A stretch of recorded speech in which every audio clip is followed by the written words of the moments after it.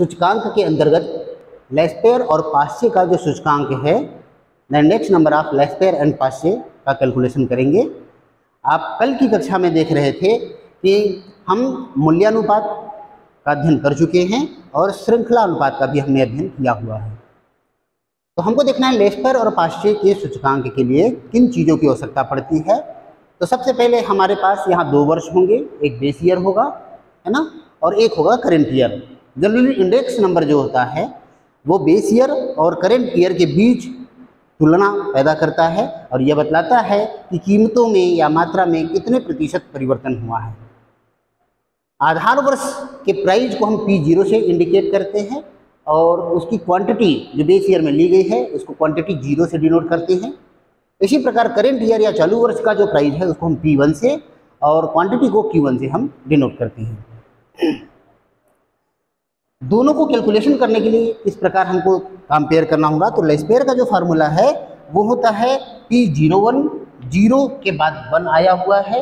इसका मतलब base year की तुलना में करेंट ईयर में प्राइस इंडेक्स कितना हुआ है, प्राइस में कितना चेंज हुआ है लेस्पेयर के अकॉर्डिंग। तो उसका फार्मूला होता है sigma P1 Q0 divided by sigma P0 Q0 into 100।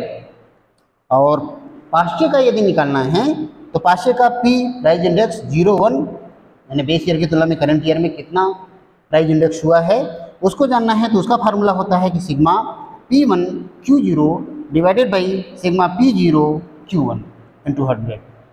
संकेत में हम देख सकते हैं, अगर इनिशियल रूप से हम चेक करते हैं कि लेस्पेयर के सूत्र को हम 1000 यानी PQ लिख लीजिए 1000, तो 1000 यदि कहते हैं तो समझ में आ जाएगा कि हम लेस्पेयर के फार्मूला को अप्लाई कर रहे हैं।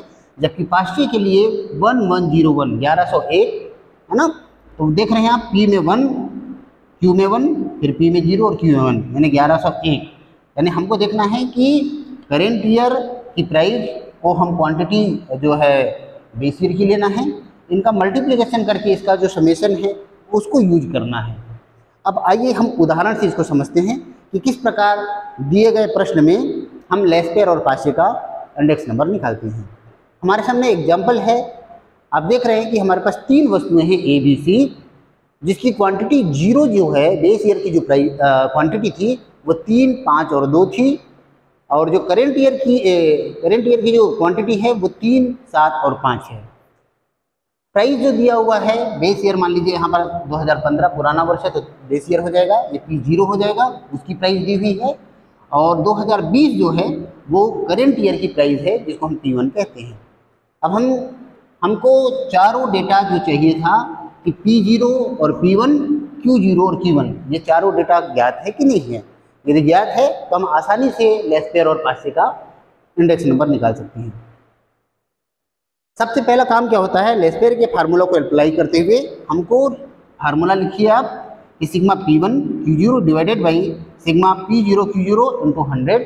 इसमें हमको प्राइस 1 और Q0 यानी करेंट ईयर की प्राइस को बेस ईयर की क्वांटिटी से मल्टीप्लाई करना है। जैसा कि आप देख रहे हैं जो येलो रंग के चाक से मैंने अप्लाई किया है वो लेस्पेयर के फार्मूला की बात करता है, जबकि यहाँ पर आप देख रहे हैं ये जो है वो पास्चे का फार्मूला है। तो आप देखेंगे कि P1 और Q0 को मल्टीप्लाई किया तो P1 प्राइस 1 की है 38 और Q0 था वो 3 क्वांटिटी थी, तो 38 का 3 से मल्टीप्लिकेशन किए तो 114, फिर 12 गुणित 5 किया तो 60 आया और 15 गुणित 2 किया तो 30 आया। इसका योग आ रहा है कि sigma P1 Q0 equal to 204 rupees. और इसी प्रकार हमको देखना है बेस में इसमें क्या आ रहा है कि P0 इंटू Q0 का मल्टीप्लिकेशन कीजिए और उसका योग